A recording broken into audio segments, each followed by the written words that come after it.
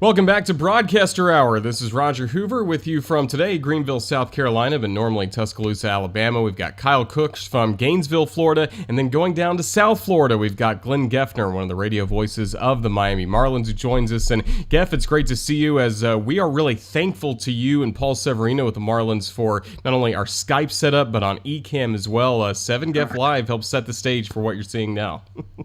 And your viewers have us to blame, right?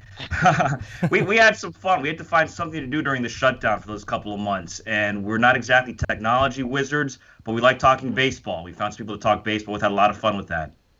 Well, it certainly was a good show before we knew what the season would look like, and it turned out to be a 6-game season, and then the Marlins are able to make the postseason and even beat the Cubs in the postseason as well in the wild card round. And for you, you got to stay in Miami throughout all of it, broadcasting those games from Marlins Park, even when the Marlins were on the road. So first of all, just with the offseason just getting started for you, is it the same kind of letdown or same kind of, needing a deep breath due to the fact that you weren't traveling, or how does it feel compared to some other off seasons, the first few weeks of an off season for you? It's funny, Roger. I've used this line a few times. This was the longest short season in history. It was only 60 games, not 162. We weren't on the road, didn't have the 4 a.m. arrivals.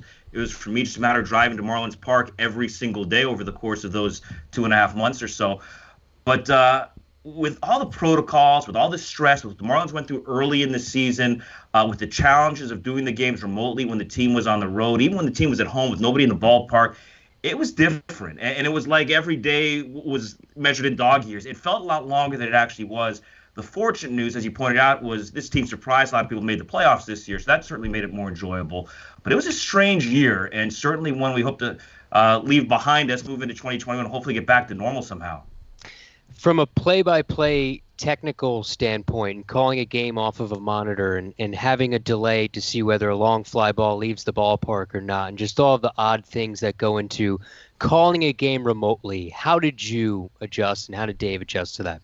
It's a great question, Kyle, and it was hard, especially in the beginning. The biggest thing I would say, and you guys can relate to this doing what you do, is you don't realize how little you actually see on television. What we had was a monitor in front of us that had the exact feed that was going out over there on Fox Sports Florida. Then we had a big screen TV called the Multiview that had 4 or 5 different shots. We had the all-9 shot looking down on the entire field, so you could see where the defense was lined up. You could look up and see if base runners trying to go from first to third, things like that. We had views of the bullpens, a couple of other shots in different ballparks maybe.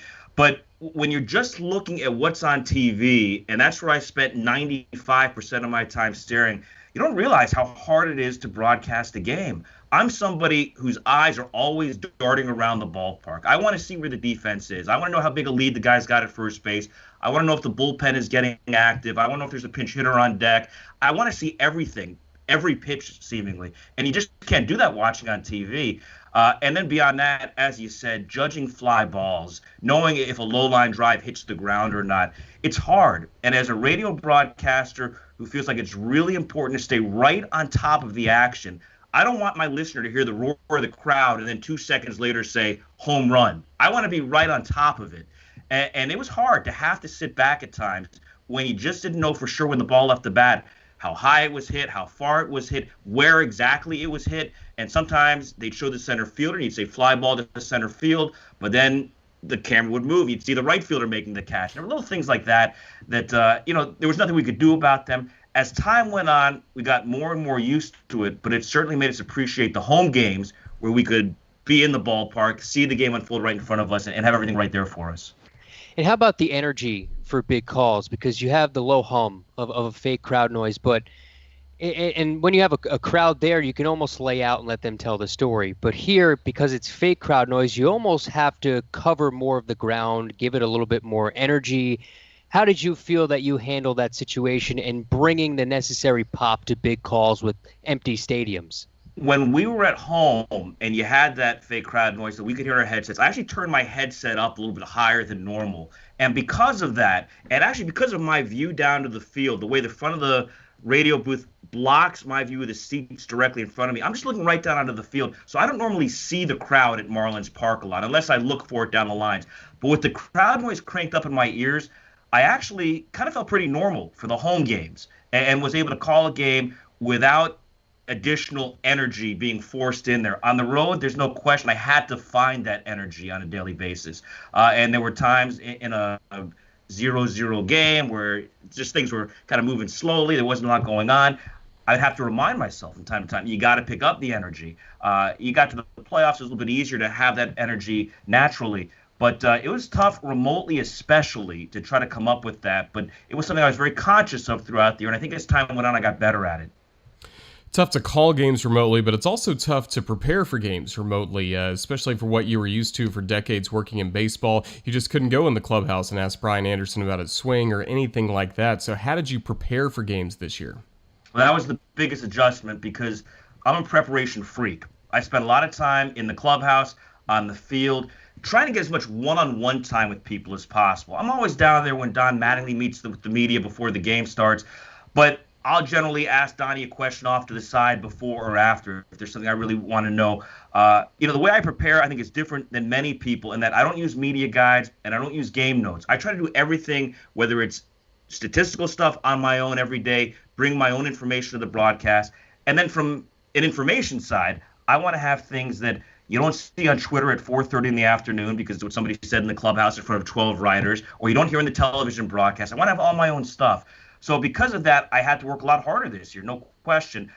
We did a few things. One was just because of relationships I've developed over the years, when you have people's cell phone numbers, when you can call them, when you can text them, when you can direct message them on social media, I did a lot of that with players. I tried not to overstay my welcome, and I tried not to go after the same people too often. But I did some additional phone calls and Zoom calls with the pitching coach, with the hitting coach, with the manager from time to time throughout the year, just to get some stuff that nobody else is going to have. And you try to make the best use of your time and their time as possible and stockpile as much information as you can so it carries you for a couple of days or a week or two. But it was hard this year. And for somebody like me, for whom preparation is so critical, it was a huge challenge. Huge challenge, I'm sure, and for you and Dave Van Horn trying to come up with different ways, because you always mentioned as well, you don't want to have the same thing that Dave has going into the ball game. So I'm sure that was a big part of it as well, and that's why you were able to reach out to so many of those people, I'm sure. No question. And that's why I do my own statistical stuff on a daily basis.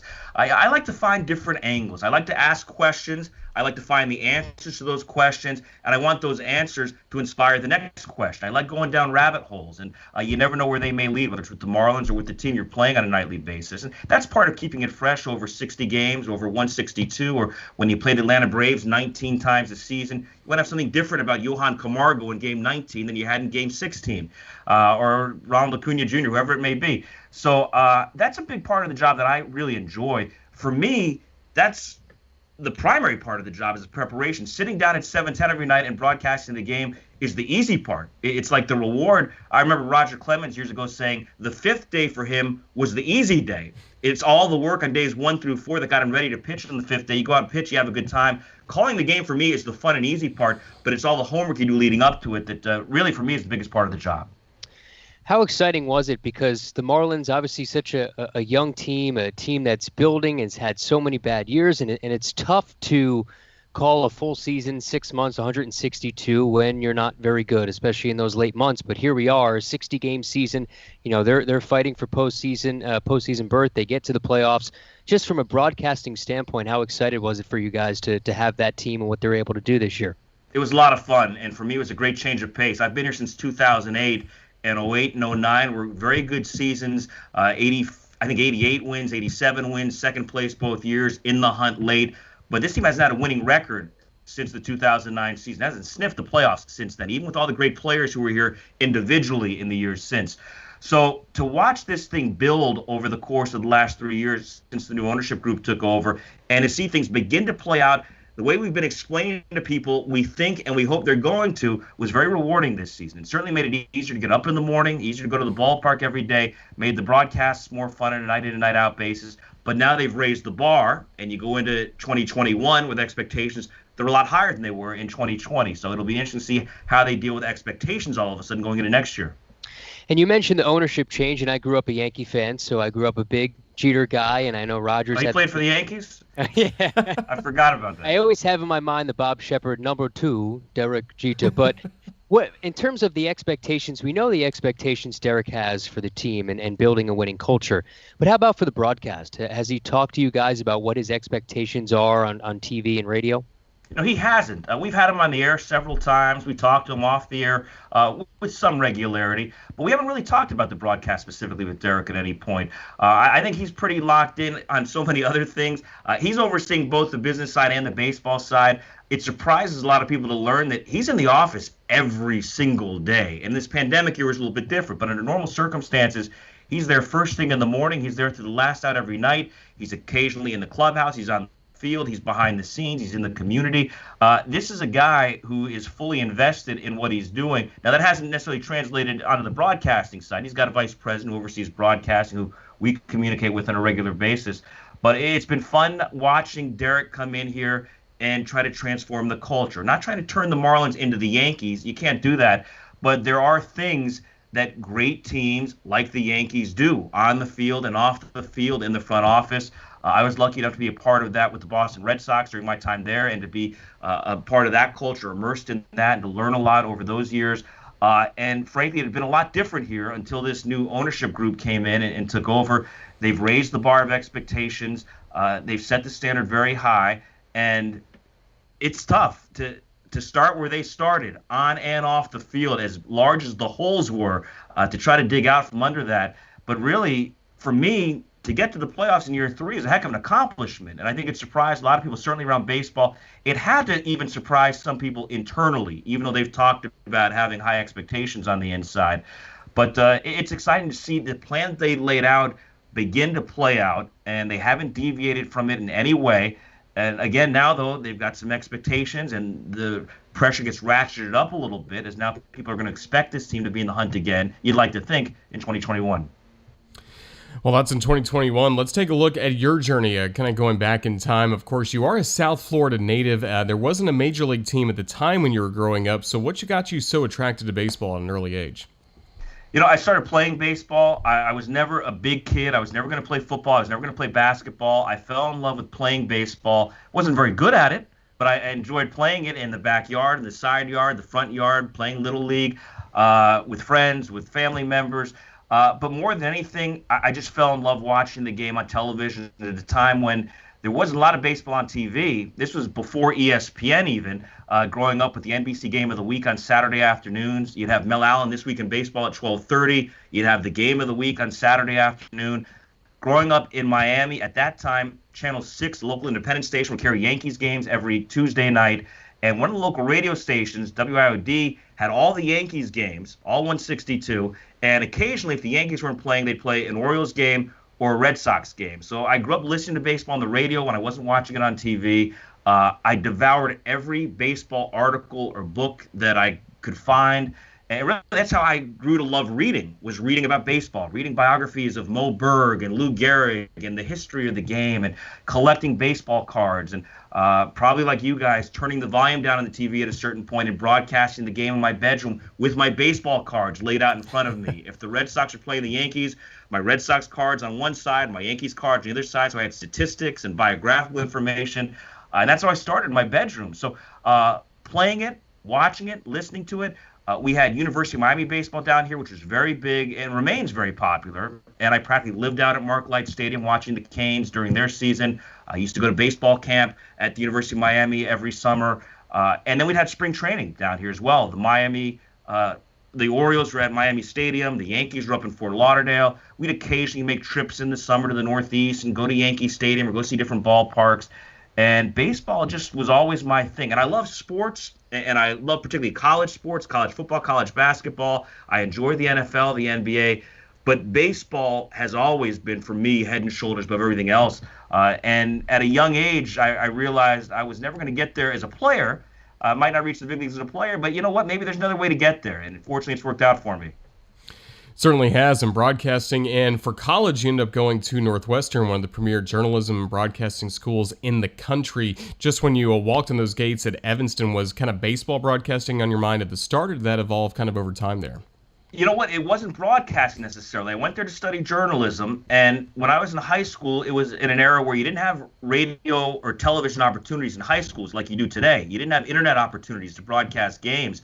So while I loved watching and listening on TV and radio, I thought my way to the big leagues would be as a writer because that's where I had the most experience. I had interned at the Miami Herald when I was in high school. I had been an editor at my high school newspaper. So I went to Northwestern to study journalism.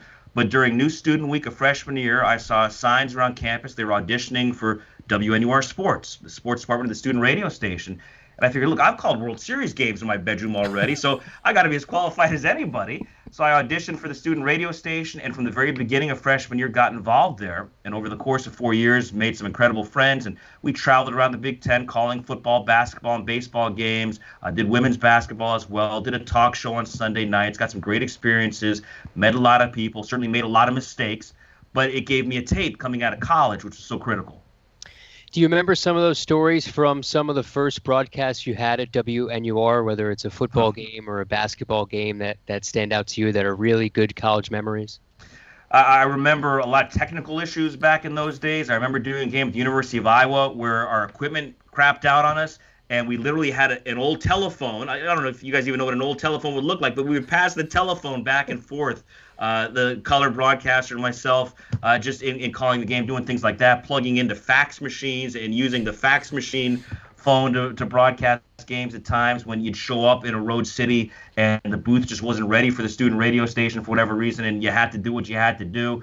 But more than anything, I remember driving around the Midwest and often in snowstorms during basketball season and fishtailing off the road and seeing your life flash before your eyes and making some great friends. I remember getting back to the radio station, in the middle of the night after a long road trip. I couldn't get into the station. Everything was locked up, and there's a button you push where whoever the overnight DJ is sees this light flash, and he's supposed to come up the steps from the basement and let you in. They wouldn't do it, and somehow at that time I was small enough to crawl between the bars and this little window that took me out onto a stairwell that took me down into the basement and got me into the building.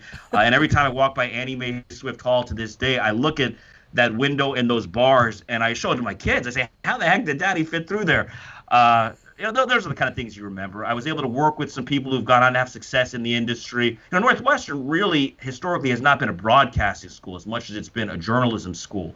And only in recent years has it really put more of an emphasis on broadcasting. But I did work with some people, Josh Lewin, a longtime friend of mine from freshman year at Northwestern, who over the years has broadcast for most recently UCLA, does basketball and football at UCLA, did the San Diego Chargers before they moved to LA, did the New York Mets, did the Texas Rangers. Dave Revson, who's the lead studio host at Big Ten Network, was a colleague of mine at WNUR and remains a very close friend to this day. So there are a handful of people in the business I worked with in college. But, it's the little things, the silly stories. It's, having the bet that when you're in the big campus hangout restaurant on Friday night before homecoming in Bloomington, Indiana, that as soon as the waitress comes over to this packed restaurant and asks, can I take your order, the 4 or 5 of us there to call the football game the next day would all stand up on our seats and sing Go You Northwestern, the Northwestern fight song, just stuff like that. Playing touch football in the parking lot outside the Red Roof Inn. I still have a scar on my hand, and I still hold a grudge against the guy who pushed me down. This is 30-plus years ago, but those are the things you remember. And how about that first job out of college? I know you start in baseball, Rochester, right, at the AAA level. So how do you take that step to Rochester, and what are some of the things that you're doing there to improve your craft? Well, I didn't begin broadcasting in Rochester. When I initially went to Rochester, it was as an unpaid intern. And because of my experience in writing and in broadcasting, it made me a natural to do PR for the teams. So I started out as an intern doing the PR on a daily basis, writing the game notes, coordinating all the media interactions for the players, designing and editing the media guide and the game program and the sales brochures, things like that. But because I wasn't getting paid and because I had bills to pay, I made mascot appearances as RW Homer, $25 a pop. And I actually have, I'll show you if I can dig it out here at some point on my phone. I have a picture of RW Homer I keep on my phone that I'll often show students that I talk to, high schoolers or even elementary school students and college kids, saying, in the beginning, you got to pay your dues. And you shouldn't think of it as paying your dues, though. You should think about it as just learning and developing and having fun and not worrying about where you're going to be a year from now or 5 years from now or 25 years from now. You do what you've got to do. And for me, that meant dressing up as this giant baseball, and my arms came out the side. I would see out the hat on top of the baseball. I wore baseball pants and these huge red clown shoes. And this is in an old 1927 ballpark at the time in Rochester, New York, Silver Stadium, where there were these huge ramps up, down behind home plate and down the lines. And kids realized if they knocked RW off his feet right at the top of the ramp, it was a long way down until he hit the chain link fence. So I spent a good part of that season very black and blue and trying to avoid children. But, those are the things you look back on and you remember. And it wasn't like, when am I going to get out of Rochester? How can I get out? I loved every minute of it. I loved that I was working in a very small front office with a lot of people just out of college who, for the most part, didn't have girlfriends, didn't have wives, didn't have families. We just immersed ourselves in what we were doing on a daily basis. We loved every minute of it. Now, that turned in eventually to the full-time PR job and the number 2 broadcaster role, then the lead broadcaster role. So as time went on, from a broadcasting standpoint, it was just a matter of getting reps and doing games and learning how to prepare and learning how to ask questions, when and where, what's the right way to ask a tough question. And you learn by trial and error. And that's why those college years and the minor league years for me were so valuable, because I know I made a lot of mistakes and I know people have to be very patient with me at times, but that's how you develop. That's how you grow. And I tell people all the time who want to get to the big leagues in whatever area, maybe it's PR, maybe it's marketing, whatever it is, broadcasting, everybody wants to jump right to the big leagues.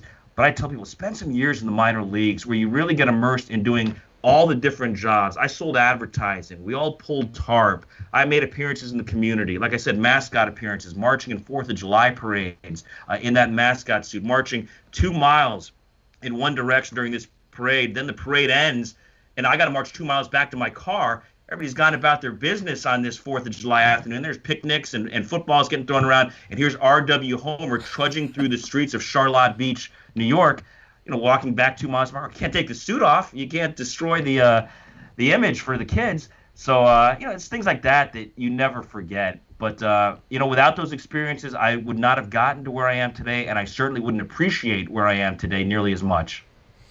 And I was looking for pictures for you for our graphic for this show, and it looked like you were in a tuxedo a lot on opening day. Were you pulling a John Miller there? Tuxedo, yeah. Yeah, that was a tradition. That was a tradition in Rochester. Everybody in the front office wore tuxedos on opening day. It was a big deal, and it was usually a tuxedo with an overcoat over it because it was usually 20 degrees if you were lucky.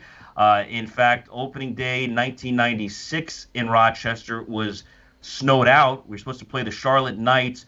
And it was a big day because Livan Hernandez was going to make his American debut for the Charlotte Knights. He had been signed by the Florida Marlins at that time. The game got snowed out. The next day we played a day-night doubleheader. We were supposed to play a doubleheader with Livan pitching in one of the games. Game 2 had to be postponed because all the pipes froze in the old ballpark and the concession stands couldn't run. The bathrooms couldn't run. So we played one game, not the second. Wound up asking a friend out to dinner, and here we are now. What is it, 24 years later with 3 kids and a dog, and that snow out turned out to be a good time. Again, it's the kind of thing that you look back and say, oh, God, I hated getting snowed out on opening day in Rochester, but you make the most of it. You find a wife, and those are some great times. That's turned out certainly very well for you. And I know something else that turned out really well for you was your move to San Diego. What can you tell us about that opportunity and what you learned in your early years with the Padres?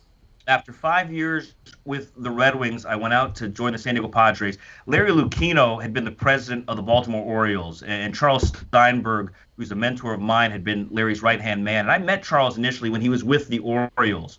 And again, I think this is a great lesson. I didn't know Charles. Charles came to town for an exhibition game when the Orioles came to Rochester. And like the players, I didn't realize it, but I was being scouted. And Charles saw the game notes that I did. Charles came on the broadcast with me for a couple of innings that night, sat in the booth and watched what I was doing. I didn't know that Roland Hemond, who at that time was the general manager of the Orioles, had told Charles, hey, there's this kid I know at AAA in Rochester, and whenever I go to town, he's the nicest guy in the world, and he's got great information for me. He sends me packets of info in the mail at the end of the season every year. He's really helpful. You got to keep an eye on this guy. So I didn't know it at the time, but I was being scouted by Charles Steinberg, just like a player might have been being scouted. And that's another thing I tell young broadcasters, young front office executives all the time. You never know who's watching. And now in this age of satellite radio and internet radio, you never know who somewhere in the country might be listening to you or somewhere in the world might be listening to you or watching what you're doing. So that initial contact eventually led to my joining Larry and Charles and others out in San Diego, initially as the director of public relations, where my assistant was this young kid named Theo Epstein. And so So Theo and I go all the way back to those years in San Diego. We were the PR team for the Padres for 1 year before Theo started law school and at the same time transitioned into baseball operations with the Padres. And I'm not sure what's happened to him in the years since, but I think he's done pretty well for himself. But we worked together in San Diego. Eventually, as time went on in San Diego, what we found was, there's only so much you can do in traditional media. There are only so many stories you can get the San Diego Union Tribune and local TV stations to tell. So we decided we need to tell our own stories. And we started all sorts of television programming that we created and produced that got me back into broadcasting by hosting and reporting for some of these shows. And when they needed somebody to pinch hit on a radio broadcast here and there, I was the guy. When they needed somebody to pinch hit on TV, I was the guy. And eventually, by the time I left San Diego, I'd moved back into the radio booth on a full-time basis. My last year there was 2002. At that point, Lucchino and Steinberg and Theo and Sam Kennedy and Mike D and a lot of other names that people who follow sports might know had left the Padres, went to the Red Sox. They invited me to join them in Boston, initially again in a PR role as vice president of communications. But again, same thing. We started telling our own stories, and I started pinch hitting on broadcasts on TV and radio and doing minor league games on TV on Nest and things like that. And again, that got me back into the booth on a full-time basis in Boston my final year. Before I came back home to South Florida at the end of the 2007 season to join the Marlins radio team full-time. How much did that experience in the front office in PR help you as a broadcaster? And especially because we just talked about the Marlins haven't been great over the last few years, and now they're getting better. But it is a way to take the positive out of everything because you were a professional in public relations. Does it help? Does all that transfer over? No question. I feel like I have a very unique understanding of how the operation works. I've sat in sales meetings and marketing meetings. I've written game notes. I've been the guy pitching stories to the media. I've been the guy trying to make bad things look a little bit better. So I think I know a little bit about messaging and what's in the best interest of the organization. What would an owner want to hear me say at a time like this? How do you best connect with fans? I've sat in on draft day. I understand how the draft works inside and out. I was the only person with Theo Epstein in his office in the basement of Fenway Park on July 31st, 2004, when he had minutes to decide before the deadline, am I going to trade Nomar Garciaparra?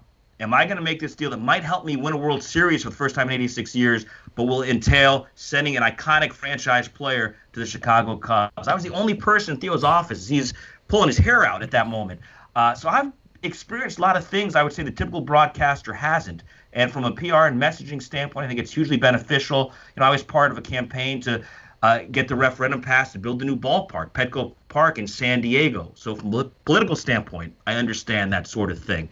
From a medical standpoint, I understand why things are done, why announcements are often delayed. Sometimes the way you say things matter. And because of my experience in the front office, I think I'm able to be very precise with my words as things are happening, whether it's on the field or off the field. I have an idea generally what the general manager is thinking, what some of the challenges may be. I've sat alone in managers' offices after games, before the media comes in, and you get a sense for things. You feel things, you experience things that now, to this day, make it easier for me to ask tough questions after a devastating loss or at a bad time. So, I was lucky to be around a lot of great people on the field, in managerial offices, in coaches' rooms, in front offices, and I've picked up a little something I hope from all of them over the years. But I think all of those experiences combined have me, in a way, uniquely qualified to do what I've been doing for these last many years. And I do want to circle back. What was a young Theo Epstein like when he was your assistant, and then you move on to Boston? He's there as well. Do you still keep in touch and talk about those early days for both of you? He was brilliant then. He's brilliant now. He was brilliant then, and you knew whatever he decided to do, he was going to be really, really good at. And to this day, I think there are a lot of mountains for Theo to climb outside of baseball, whether it's in community service, philanthropic work, in politics, whatever he might decide to do. He's a brilliant guy. And we're not in very close contact these days. I'll see him at Wrigley Field when we go up there. If he makes a trip down to Miami, get a chance to say hello and catch up a little bit. It was a long time ago, though, and we've both come a long way, and our lives have changed a lot. But it was a great opportunity to work with him. He was a little bit younger, but had a little bit more time in the big leagues at that time than I did, so I learned a lot from him, certainly. And it's been fun to watch his progress and his growth. And, like many, you kind of wonder what's going to be next for Theo. With all these rumblings coming out of Chicago, there's time there might be winding down. We'll see. To me, he's got another chapter or two to write still. Yeah, he certainly does. And we're going to make Kyle feel terrible here because I want to ask about the 2004 ALCS and the World Series. And, from my experience in Jacksonville, kind of being the PR guy plus also the baseball broadcaster, I know how overwhelming that can feel sometimes, making sure you fulfill all these requests. And I know that was your full-time role in Boston during that time. But when you look back at that crazy ALCS, the amazing comeback against the Yankees, and then the Red Sox first World Series in 86 years, what was that time like for you, just trying to manage all of that and make sure you're able to fulfill all these interview requests? Because now it's going beyond the sports world. This was like a global story. You're exactly right. And I was dealing with Barbara Walters and Katie Couric and Queer Eye for the Straight Guy. I mean, you name it. We had everybody in the mix in 2003 and 2004 into 2005. Boston truly was the hub of the baseball universe at that time. And the Red Sox-Yankees rivalry was as intense and as insane as it's ever been. They played 52 times over those 2 years, 2003 and 2004. The two teams went 26 and 26 against each other. 19 regular season games both years, 7 playoff games both years, 26 and 26. And I'd have to go back and look this up, but they might have scored the exact same number of runs in the 52 games, or somebody might have had a one-run advantage. But that's the way that rivalry was. And for those two historic franchises to go at it the way they did, 03 was my first year in Boston. And so to lose in Game 7 on the Aaron Boone home run was absolutely devastating, gut-wrenching, professionally, certainly the worst day, the worst night of my career. And that's what made 2004 so special, when the Red Sox were able to do what they did, and falling in that whole 3-0 in the American League Championship Series, losing 19-8 at Fenway Park in Game 3. I mean, it doesn't get any worse than that. And somehow coming back and winning 4 in a row. And I'll say this, in many respects, some people say the World Series after that would be anticlimactic. But remember, the Yankees in 2003 won that incredible ALCS against the Red Sox on the Boone home run in extra innings in Game 7, and then went out and laid an egg in the World Series against the Marlins. You still got to go out there against, in 04, it was a very, very good St. Louis Cardinals team. And not only did the Red Sox win that World Series, not only did they sweep it, they never trailed for a single inning in that World Series against the Cardinals. So they took care of business against the Yankees. They exercised the demons. And yet all that is only a footnote in history if they didn't go out and take care of business against St. Louis, which they were able to do. So that was an amazing time. Such remarkable memories. And the duck boat ride and the parade after they won the World Series in 04 and did it again in 2007. But nothing can replicate doing it that first time, what that meant to so many people. And, you'd see all the stories and the pennants left at grave sites because my grandfather didn't live to see this moment, or my father didn't live to experience what this is all about. The heartfelt stories, the people, now I can die happy. It meant a lot to a lot of people. And, every year somebody wins a World Series, but it's not always the same. And, obviously in 2016 with the Cubs, it was very, very special after 108 years for that fan base. And what the Red Sox were able to do in 2004, and particularly the way they did it, coming back against the Yankees to win that ALCS, and then to sweep the World Series, that's another historic franchise, was a very special thing to be a part of. And to go through that with people like Pedro Martinez and Jason Varitek and David Ortiz and Manny Ramirez, and go on and on down the line of these legendary talents and personalities, Kevin Millar. It was a lot of fun. And I'm sure a lot of LCS, Roger, huh? I had we to. can talk about it more if you want, Kyle. I got plenty more stories. I was a 12-year-old kid at the time, just watching that, watching things slowly fade. Was it Kevin Brown in Game 7 that pitched in 04, and he had nothing left right away? I was with Brownie in San Diego in 1998 when the Padres went to the World Series. Got to know him well. He actually came back from Marlins event a few years ago, and we talked about that game in 2004. And he admitted, he said, I had nothing. I knew my arm was shot. I had nothing left, but I went out there to compete. Then Javier Vasquez came in after him, allowed the grand slam to Johnny Damon. We can keep going on this, Kyle, if you want, because I got plenty more stories. That's hilarious. Just one quick aside. I mean, how much sleep did you get during that time? And it's not like it slowed down after the World Series at all, because that whole offseason was Red Sox dominated as well. That's the thing. In a market like that, particularly at a time like that, it was absolutely insane. And actually, as a PR director, I took it as a challenge to myself. I wanted something in the newspapers about the Red Sox 365 days a year. And it doesn't happen in many, if any, major league markets that, on December 23rd, there's something about it might be in the real estate section. It might be in the gossip column. It might not be in the sports section even. But we worked really hard to make sure people were thinking about and talking about the Red Sox 365 days a year. After that 04 season, they had the World Series trophy tour. The Red Sox were the first team. It's happened a lot now since, but the Red Sox were the first team to take the World Series trophy to literally every city and town in the Commonwealth of Massachusetts. And our last stop was the island of Cuttyhunk, just off the coast near Martha's Vineyard. And we had to helicopter the trophy into Cuttyhunk, where just a handful of people live. And it was a really cool event that we had. I was a part of not all the events, but that one and some of the big ones. It's one of those things you'll never forget. Well, a great World Series championship there. And then in 2007, again, the Red Sox, with a similar cast of characters, is able to win the World Series. And you actually got to be on the call not only for a World Series, but speaking of the ALCS, that was a tremendous ALCS comeback against the Cleveland Indians that year. Just what was that postseason experience like for you for the first time on the air? Right. I wasn't on the air in 2004. I was in 2007 with the Red Sox, working with Joe Castiglione, who's a Red Sox Hall of Famer, and he's been a Ford Frick Award finalist, needs to win that award one of these years. I've been lucky. I worked with a Frick Award winner, Jerry Coleman, in San Diego. I work now with a Frick Award winner, Dave Van Horn, with the Marlins. And one of these days, let's say I worked with a third, Joe Castiglione, with Boston. Joe is such a great broadcaster, such a great friend. Just to be his wingman for that experience is really special. But you're right, went into Cleveland, fell behind 3-1 in that ALCS. And that was a really, really good Indians team with CeCe Sabathia and Fausto Carmona at the top of the rotation, and Travis Hafner and guys like that in the lineup. And somehow the Red Sox came back and pulled that one out, and then ran into the hottest team in baseball, the Rockies, in the World Series.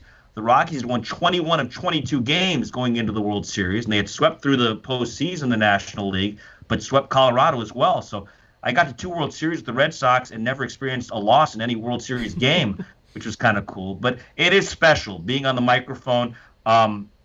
I think one call that I don't know that it was a great call even, but that I'll always remember because of the response I got to it was a Dustin Pedroia home run that essentially iced Game 7 of the ALCS in 2004. And I remember getting letters from people at a time when people wrote letters and didn't just send emails or tweet you about pulling over on the highway. They were so excited by this moment, by this call that I was a part of. A big Mike Lowell home run that essentially iced Game 4 of the World Series that John Lester pitched and won a year after undergoing treatment for non-Hodgkin's lymphoma. Just an amazing story at Coors Field in Denver. It was nothing matches what the Red Sox were able to do in 2004, winning for the first time in 86 years, getting that monkey off the back. But at the time, they said, look, anybody can win 1 World Series. We want to win 2. We want to win 3. We want to win 4. So to do it a second time, just 4 years later, 3 seasons later, was a really big deal in 2007. And they've gone on and won a couple without me since then. For the longest time, I could say they hadn't won anything since I left. But then they finally got it going a little bit again. But now they're back in the tank. So those are wonderful memories. It was a remarkable 5 years going to work at Fenway Park every single day, which is life-changing. I remember at one point, late in my first year with the Red Sox, Johnny Pesky, the legendary Red Sox lifetime baseball man, very late in his life, was still in the clubhouse every day for home games, would dress out every single day for home games, would be on the field hitting fungos every day for home games. He walked up to me and said, "Hey, kid, how you doing? You enjoying this gig?" And I said, "Johnny, I love it, but I got to be honest with you. It's been a year. I still get chills every time I walk into this ballpark." And he said, "Kid, I've been here 66 years, and I still get chills walking into this ballpark every day." So that tells you how special Fenway Park is. And to have been a part of something like that was very unique and very special. What was it like to call a World Series from a broadcasting standpoint? What's your energy like? Because the atmosphere, I'm sure, is incredible. And calling a World Series in all places like Boston, where a lot of people are listening, a lot of people are going to, play back your calls for a long time. How do you try and calm yourself down before a series like that? I know you have an emotional postseason leading up to that, but the World Series is always different. So how do you try and calm yourself down for that? The funny thing is, with a team like the Red Sox that plays in sold-out ballparks at home every single night and on the road almost every single night, when we got to the postseason, it didn't feel all that different, really. And now, from a broadcast standpoint, I tend to get excited, leading up to a broadcast. But as soon as the light goes on, as soon as you start, I pretty much settle in. And every game for me feels very much like any other game. I try to approach every game the same way. I do the same work going in. And really, I don't think you change a whole lot. You understand the magnitude of the moment. And, maybe there are things you might get into on a Tuesday night in June that you're not going to waste people's time with in Game 4 of the World Series. But, the game stands on its own when you get to October, especially when you get to the World Series. But I don't really think I changed a whole lot. I do remember looking around and making the conscious point of making sure I will always remember what this picture looks like, because you never know if you're going to get there ever again. You might not. And I tell people that all the time. A lot of young people working in the business, friends who in various capacities have gotten to postseason play or to Super Bowls. And I always tell them it's going to go by so quickly. But at some point, stop, look around, remember what it smells like, remember what it sounds like. Take a mental picture. And it's great to take pictures on your iPhone, but take a mental picture. They'll be with you forever. And just soak in the moment a little bit. And I was glad that I was conscious of doing that, calling that World Series in 2007. And I'll say this, to this day, every day, World Series or not, spring training game, when I stand up for the national anthem in the radio booth, I look around the ballpark every day and I reflect back on some of the stuff we've been talking about, and the fact that right now I'm doing what it was I wanted to do when I was a little kid. And I'm doing it for my hometown team even now, which didn't exist when I was a little kid. But I try to take that moment just to calm myself down a little bit, but also to make sure I always maintain that perspective and that enthusiasm for what I'm doing on a nightly basis. I'm sure the imagery of you in the giant baseball mascot costume, that brings perspective right away to calling a World Series. I'm sure that's one of the things. You know what? I just remembered, by the way, I didn't get to my phone quickly enough, but I do have a picture right here behind me on my bookshelf. If you can see this, I don't know how well you can see this. There he is. Yep, That's we got me him on the field in Rochester, New York in 1990. So, from that and to it's funny. Series championship. Exactly. I left Rochester at the end of the 1996 season. In 1997, they moved into a brand new ballpark. So I was there to close down the old Park Silver Stadium. And when they left, the general manager, a longtime friend of mine, called and said, "Hey, is there anything you want before we knock Silver Stadium down?" I said, "I need that RW Homer suit. I want to keep that thing forever." And it vanished somewhere, it disappeared. Somebody took it, and they never found it. So at one point, years later, I had this conversation with a columnist in Rochester. He put out an APB in his column for the RW Homer suit, and to this day, they still haven't found it. Still haven't found it, huh? One of these, they probably sold on eBay. Especially, yeah. Well, you mentioned, you've worked with an incredible, the people that you worked with, they're incredible broadcasters and Hall of Famers, Dave Van Horn, Jerry Coleman, Ted Leitner, Joe Castiglione. What's the common thread that you get from all of them that you try to take away for your own career? They love the game. They love being at the ballpark. There's nowhere else they would rather be. And no matter how long they've done it, they don't take any day at the ballpark for granted.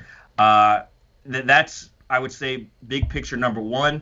Number two is the kind of people they are to last as long as they lasted or have lasted in the game. You got to be a person that people like and people respect. And to see the parade of luminaries coming into the booth on a nightly basis to say hello to Jerry Coleman when he's in town, or to catch up with Joe Castiglione, or to see Dave for the first time in a while, is really something as well. It's not just the broadcasters they are, it's the type of people that they are. And, I learn a lot from that, the way they treat people. And that's something that I've focused on over the course of my career as well, and a lesson you try to pass on to other people. It's great to have a great voice. It's great to be a great broadcaster with memorable calls and a home run call that people want to emulate, whatever it is. But that's not what, at the end of the day, defines you as a broadcaster. And with all these guys you mentioned, it's the same thing. They're all people who, you would trust with your life, who are very close friends, who love the game, who are liked and respected universally. And while their styles on the air, in many cases, are very different, that common thread, I think, brings them all together. And something I noticed when I first shadowed you and Dave in the booth, it was interesting. I think it was a spring training game. You guys had all of your notes, all of your preparation ready to go, and you mentioned you do all of it on your own. And I think the only time I saw you or Dave look at the Marlins game notes was just to see who the starting pitcher was for tomorrow, what time the game started. It was kind of late in the game. So kind of with that, what's important for you in your preparation for a series, and how different is it from what you may see in the game notes? What's your total process like getting ready for broadcast? I want to talk about things that I think are interesting, and I hope the listeners will then think they're interesting as well. Numbers are great. Numbers can help tell a story, but you don't want to overwhelm people with numbers. You want to have anecdotal things to share. You want to have stories. You want to be able to say, Brian Anderson told me this before the game. You want to see something happen in a game and say, I was just talking about this with Miguel Rojas before the game today. Or back in 1999, I was sitting at Tony Gwynn's locker, and Tony said something to me then that makes sense in this moment in 2020. Or I was talking pitching with Curt Schilling or Pedro Martinez, and they said something, and it applies right now. So I do a ton of work on a daily basis, and it goes on year-round because you never know when you're going to stumble on an article that you want to clip and save, and at some point we're going to play the Kansas City Royals, and I'm going to want to remember this particular thing about Salvador Perez or whoever it may be. So the preparation is ongoing 24/7, 365. Where I think I've made the biggest strides over the years, though, is realizing you can do all this work, but it doesn't mean you have to use all of it or even 6% of it. For me, it's a matter of knowing I'm prepared to take the exam at the end of the day. And I've done all the preparation I can possibly do. And you go in feeling comfortable because you know under any scenario, you're going to be ready with something to say statistically or anecdotally that's going to make sense. So you want to keep it fresh. You want to keep it interesting. I want to go into a game against the Atlanta Braves knowing as much about the Atlanta Braves as I do about the Marlins. I want to be able to add perspective to things going on. I want to add context. When you talk about broadcasting for a team that hasn't been very good in recent years, even though the team might be 25 games under 500 and not going to the playoffs, there's a reason why tonight's game matters. And there's a reason why tomorrow's game is going to matter. You got to find those reasons. You got to explain them. You got to be able to put where this team is tonight in context of the big picture of where it's headed. And you want to share that with listeners. You know, part of it is entertaining listeners. Part of it is educating listeners. Part of it is just sharing a ball game with the listeners in a conversational, comfortable style. So it's a combination of a lot of things. And again, I think it was Doc Emmerich who at one point said, I do all this preparation. I know I'm only going to use probably 5% of it, but I never know which 5% it's going to be. So every night I do it all. And, it just makes me feel comfortable going into the broadcast. And like I said, as time has gone on, I've realized you don't need to force it all in. And if I don't use a great note I have about Acuna tonight, you know what? There's game 3 of the series tomorrow. We play the Braves again 2 months from now. Maybe I'll use it next year. I've got stories that I've been carrying around in my notes or in the back of my mind for years that I've never used. I've got some unbelievable stuff in the city of Philadelphia that one of these days during a Marlins-Phillies game I'm going to get to that had literally been on a 5x8 card in my notes for probably a decade that I've never had the opportunity to get in. And you just don't want to force it. You want to wait for the right spot. So, I think part of it is having the feel for what the right time and place is and understanding that the 9th inning of a 1-1 game isn't the time to force in this great note that I researched. And maybe it vanishes into thin air if I don't use it tonight. Maybe it's not evergreen. But it's 1-1 in the 9th inning. It's not the time right now with the winning man at second base. So to me, that's part of the maturation that I've undergone as a broadcaster over the years. Knowing when enough is enough, when it's time to just sit back and talk about the game. You talk, Kyle, about the difference of calling a World Series game. You don't need to tell everybody's life story in the middle of a World Series game. Let's worry about where the base runners are, where the defense is set up, who's up in the bullpen. It's game 3 of the World Series right now. That's what people are tuned in for. And I think remembering that at all times is critical. And I've seen you fill out your scorebook, and then the last 45 minutes before a game, it was always fascinating to see you write down furiously on Postit notes and kind of have those quick hitters that it seemed like helped your mind just be able to tell stories quickly, get notes out there quickly. So just kind of curious what you put on your scorecard and then what's important to put on those Postit notes you have all around your workspace. One of these years, I'm going to buy stock in the Postit company, whoever 3M, whoever makes Postit notes. I use a lot of Postit notes. I do a lot of different things. I use a lot of 5x8 cards. And actually, I've got some stuff I can show you if you want. Sure. Like I said, I don't use a Marlins media guide. I don't use a Braves media guide. I do my own media guide at the start of every season. And what I do in this book is on a bunch of 5x8 cards, have team notes, have individual player notes, have things looking back at last season, looking ahead to this season, and I can flip a page, and if I want to find Corey Dickerson, I'm right on Corey Dickerson, and I've got some notes on Corey Dickerson right here. A lot of this stuff is maybe information I'll use in spring training more than once the season gets started and you get into the day-to-day stuff and things begin to change on a daily basis.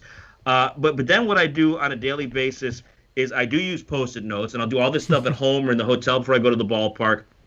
I'll do a Post-it note for every player on both teams. And when I get to the ballpark and get the lineups, I then line them up in the order of the batting order. So this is from the last game I called, Game 3 of the National League Division Series against the Braves. And these were my Marlins notes. You go down the line: John Birdie, Corey Dickerson, Jesus Aguilar, Brian Anderson. The bench is on the back: lefty hitters, righty hitters. I'll do the exact same thing for the team we're playing on a nightly basis. I'll do a whole packet of Post-it notes on both starting pitchers every day. This was from the last game. This was Sixto Sanchez.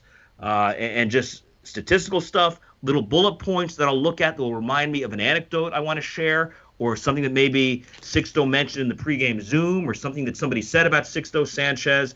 So I'll have that for the Braves starting pitcher as well. I'll have a whole nother set of notes with Marlins and, in this case, Braves notes. Again, Post-it notes of all shapes and sizes, different colors, and somehow I find that writing things down make it easier for me to remember them, and that's why I like to have this stuff. And again, I'm not going to use most of it. I know that, but I just feel comfortable with there. I'd feel naked if I didn't have it on a nightly basis, and it gets you through the game. And again, one of these days, what I've always said I wanted to do is at the end of the game go back and literally highlight everything on my notes that I used that night.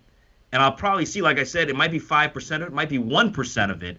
And if you do that enough over time, you realize, hey, why do I do this every single day? Why do I look up this particular thing on the starting pitcher every single day when I never use it? And maybe I can be more efficient in my preparation. But that preparation is critical for me, again, for both teams, for the Marlins, for the Braves. This is a pack I have probably 18 to 25x8 cards on the Atlanta Braves, and it's stuff that I update over the course of the season. So it's not all original for every game or for every series, but it's all updated and added to for every game and for every series. And big picture themes are in here, and histories of the series between the Marlins and the Braves, and the Braves' postseason history, for example, and how they turned their year around and what their postseason drought had been like since 2001 going into this season, and history of the Marlins' misery at Truist Park in Atlanta and all the walk-off losses they've had. When something comes up, I've got this all in my Braves notes, and I've got a pack like this for every team we play. And it keeps me busy, no doubt, preparing for broadcasts on a regular basis. And that leads me right into my question. How do you stay ahead of all your prep? Say, in a full 162-game season where you have no days off and you're flying all the time, do you look a few series ahead and say, look, I'm going to knock out the Dodgers because we play them this weekend, or I'm going to knock out the Braves because we play them next week? Like, how do you try to go and figure out what your prep schedule is going to be so everything is done on time? It's hard to do. It's really hard to do. And remember, at the same time, you're doing the Marlins on a daily basis as well, which is a little bit easier because the team you're around, you know the best. I try not to work too far ahead because I want to be as current as I possibly can be when we start a series on a Friday night against the Dodgers. I want to talk about the 3 out of 4 they just took from the Giants and how they've been playing over the course of the last couple of weeks and what lies ahead for them when they leave Marlins Park. So I want to be as current as possible. So I try to work a series or two ahead in terms of in my reading, in checking out what the next opponent or two is up to a little bit. So I've got little seeds planted in the back of my head. But generally, the bulk of this work gets done the final day of the series before and the morning and early afternoon of game 1 of the series against a team. I work a lot on airplanes. I work a lot in hotel rooms.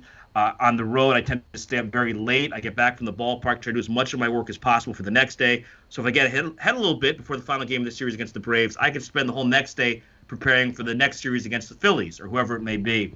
So you make good use of your days off, which really aren't days off. You might not be going to the ballpark, but it's not a day off. And again, by doing a lot of stuff like this on the computer, some of the skeleton of it is already in there, and it's a matter of tweaking and updating and adding some more information. But it's a full-time job, and people who think you just show up at the ballpark at 6:30 and call a game have no idea what you guys do on a daily basis, what I do, what other major league broadcasters do on a daily basis. It's a lot of work, and again, for me, it's a part of the job that I really enjoy. If I didn't, it would be impossible to do it the way that I do it. Let me ask you about description, and I ask everybody we have on this podcast about radio-wise, what's the perfect line of too much description and enough description for you? Where are you on that scale? It's a really good question. I'm very conscious of the fact that if something happens and I don't mention it, it didn't happen, essentially, in a ball game. There are times I'll come home from a game and my son will ask me about something that they showed on the TV broadcast that I know nothing about because I'm not watching the TV broadcast. I'm looking somewhere else. I don't have 12 cameras around the ballpark and a producer and a director. So in our booth, we have Dave's 2 eyes and my 2 eyes. And if our 4 eyes collectively don't see something, it didn't happen. I do like description, though, and I talk a lot with young broadcasters about the difference between a television call and a radio call, and how on TV it's to shortstop, 1 out, or first out, and I'll on radio say ground ball to the right of Rojas, deep into the hole. He's got it, plants, long throw across the first, got him by a step, and it's a completely different call. And I enjoy that description. For me, that's the art of baseball on the radio. And I've done a little bit of TV over the years, but I truly prefer the art of having to do it on the radio, having to paint that picture night in and night out. And now more than ever, where is the defense and what's going on in the bullpen or whatever it may be. I really enjoy the challenge of painting that picture and trying to anticipate what's going to happen next. So when I tell you that there are 3 defenders on the left side and the first base is holding against the runner, that when the hitter hits that next pitch right through the hole on the right side, well, it's obvious he hit it through the hole on the right side because he just set it up like that. So I enjoy that a lot. I like to be as descriptive as possible while being as careful as possible the number of words that I use. So you want to say a lot as quickly and as succinctly as possible. I think about that as well. Maybe not doing a great job of that on this show that we're doing here today. But that's part of the challenge too. You want to be descriptive, but you also want to let things breathe a little bit, and you don't want to go too over the top. Do you love as well that baseball still can surprise you in so many ways? Because with all you've seen from your time in the minor leagues, Padres, Red Sox, Marlins for all these years, there's a familiar beat to it. Sometimes you can kind of tell how an inning's going to go, but still, there's so much that surprises you. I'm sure that's another part of the job you love. So I keep going to the ballpark every day, day after day, year after year. You never know what you're going to see. I've got my scorebook here, and my partner Dave Van Horn often talks about this. At the start of the season, you've got this blank book with all these empty white pages, and you never know what's going to happen over the course of the next 162 games and how it's all going to get filled in for you. And that's the fun of it, seeing things that you hadn't thought of before. No matter how many years you've been doing this, no matter how many games you've seen, thousands and thousands of games, something occasionally is going to happen on the field where you say, how do you score that? Or I wonder if that's ever happened before in the history of the game. And that's the stuff that really excites me, and trying to figure out when was the last time that something like this happened, and how do you score that, and is the umpire right in making the judgment that he just made? So that is a fun part of it. And every year at the start of the year, I say I'm going to write down and start a list every time something like that happens, where you say, I've never seen that before, and I'd like to compile that list over the course of the year. I never get around to doing it, but it would be a fun project one of these years. It certainly would be. And as we get to our final few questions, I have kind of one kind of practical question to ask you, or a kind of life question. And maybe it's just because I got married, so it's kind of on my mind a little bit. But how do you manage being a good husband and father with the relentless baseball schedule that Major League broadcasters have? It's tough. It's very, very tough. And it's something I wrestle with and have wrestled with for a long time. I'll start with this. As I mentioned before, I met my wife working in baseball in Rochester, New York back in 1996. So I think she knew what she was getting into. She was a baseball person. She understood the baseball lifestyle a little bit. And so that certainly makes it a lot easier. And when you hear baseball people talk about how their wives run the show and make sure the trains are running on time, that's the way it is. We've got 3 kids and a dog and people all over the place and activities. And I am gone for 8 months out of the year. She's a single parent, essentially. And that's why in the off season, I try to be, outside of hanging out with you guys, as selfish with my time as humanly possible. And I want to make sure I'm the guy taking out the garbage and doing the dishes and putting the laundry away and dropping my daughter off at dance, picking my son up from school, whatever it is.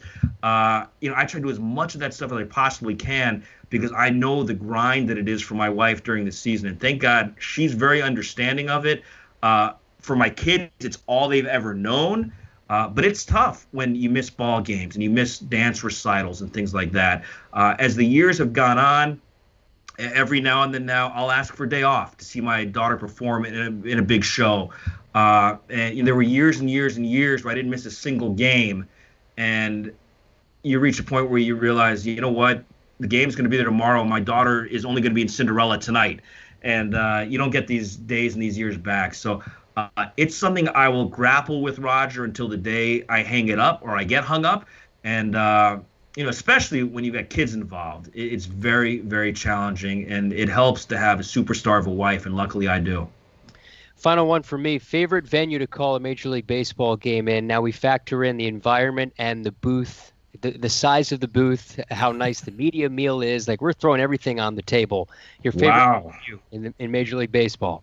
Well, I'm partial to Fenway Park. The years I spent there in that environment there, with the ballpark full every night, with the Citgo sign and the Prudential Tower, the Green Monster. I'm very partial. It's not the nicest booth. It may not be the best press dining, but there's something about the energy level at Fenway Park night in and night out that for me is very, very special. Beyond that, the other park that I have no personal connection to is Dodger Stadium. There's just something that comes over me when I walk into Dodger Stadium and you sit down in that booth and you look out at the hills in the distance. The weather's always perfect when you're there. There's a nice little breeze and the sun is going down and there's a huge crowd and they're very into the game. And it just, for me, I've said this to a few people who I know are there for the very first time.